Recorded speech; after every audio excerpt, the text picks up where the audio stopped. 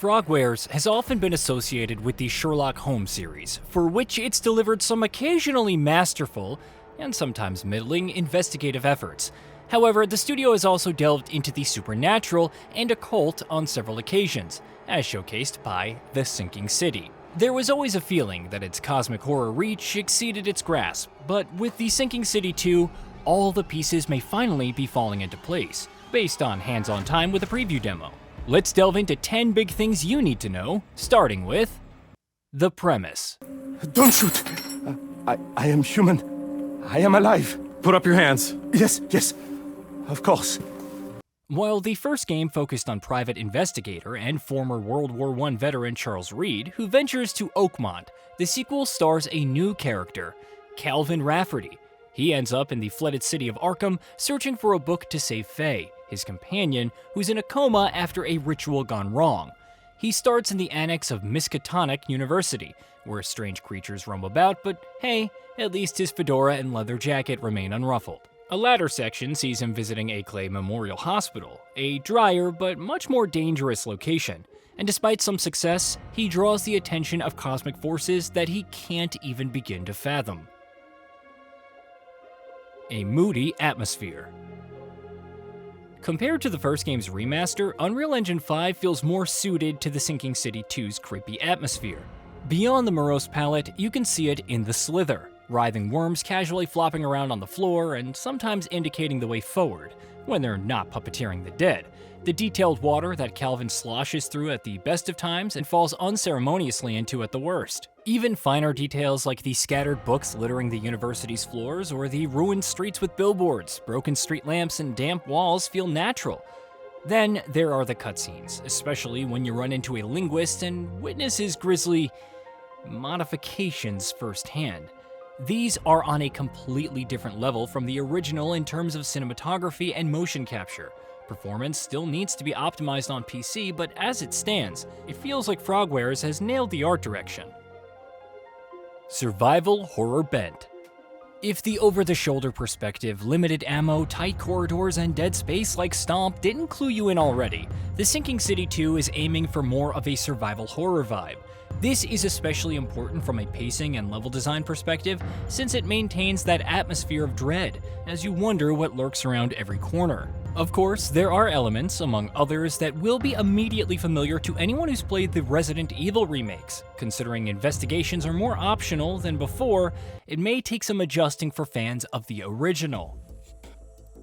Rewarding exploration. Rather than an open world, Frogwares opted for a semi-open world approach, and this doesn't necessarily apply to every area. The best example is Arkham, where after gaining access to a speedboat, you can navigate the flooded streets in a non-linear order. However, there was only one place I could really go in the demo, though some locations definitely seemed explorable, perhaps in the final game.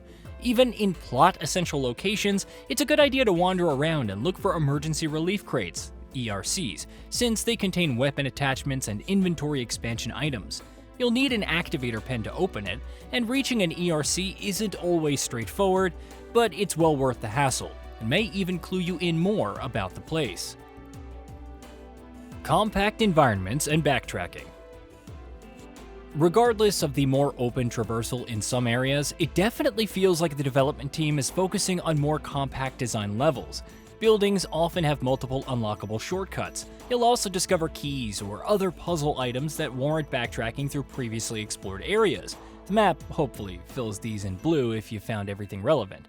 Oftentimes, there may be some risk involved, humanoids and skitterers appearing where they weren't before, which really adds to the tension and feeds into the risk versus reward nature of combat, which is a good time to discuss locational damage. Compared to a Resident Evil remake, The Sinking City 2 handles over-the-shoulder aiming in an intriguing way. Instead of chasing headshots, you're encouraged to shoot the boils on slither-controlled humanoids, which can emerge just about anywhere. Ribs, arms, legs, etc. They'll deal significantly more damage and even slightly stagger the target for a time, allowing you to run past it. However, if you get lucky and can bring them to a knee, they're ripe for some good old-fashioned stomping. Later humanoids offer tougher challenges, especially in Accolade, spewing projectiles from afar to match your increased firepower. You also have the little creepy critters that scurry about, lunging at you when you least expect. A good stomp or two can take them down, if you can catch up to them. Dodging and environmental traps.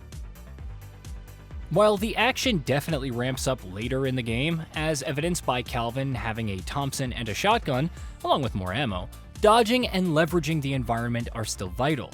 Dodging can be one of the easiest ways to avoid the skitterers, who are also susceptible to walking into bear traps in Arkham, which can also hurt you if you're not paying attention. In the same vein, you'll want to leverage exploding canisters, even if Calvin gets caught in the blast radius. There's definitely more action to be had than the original, but that doesn't mean ammunition will be spilling out of cabinets. The runes have it.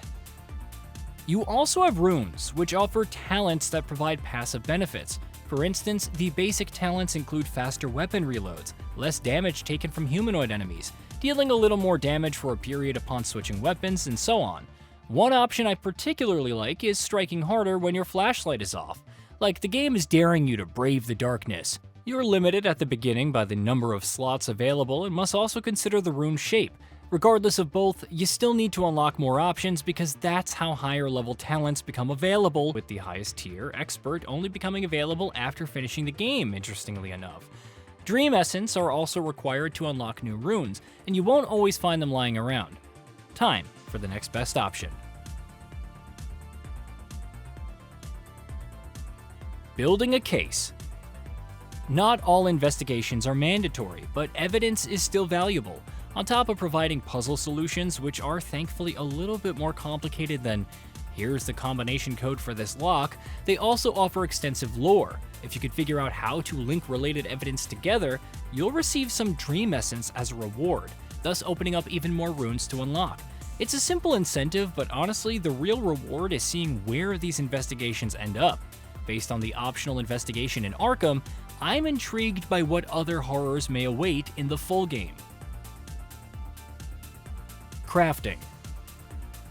The one element that wasn't really available in the demo is crafting. You'll find chemicals, scrap metal, gunpowder, and healing herbs, but the actual system for combining them remains up in the air. Based on the demo, this can't be done on the fly, but it wouldn't be surprising if the crafting station is a fixture of the save rooms alongside the stash. The latter has limited slots, by the way, so even while dumping any unneeded material and items in, you'll eventually need to use some of them for the sake of space. All in all, the Sinking City 2 was a pleasant surprise for me. Obviously, it needs more work, especially when it comes to squashing bugs and optimizing performance, but the demo felt immediately more interesting than its predecessor, both in combat and the action-adventure loop. Whether the plot will turn out well remains to be seen, but thus far, Calvin's potential meeting with the Great Dreamer could prove a survival horror dark horse in 2026. Hey, did you know that we at GamingBolt upload new videos every day? Stick around, drop a like, subscribe, and hit that bell. And let us know what kind of content you'd like to see in the future with a comment below.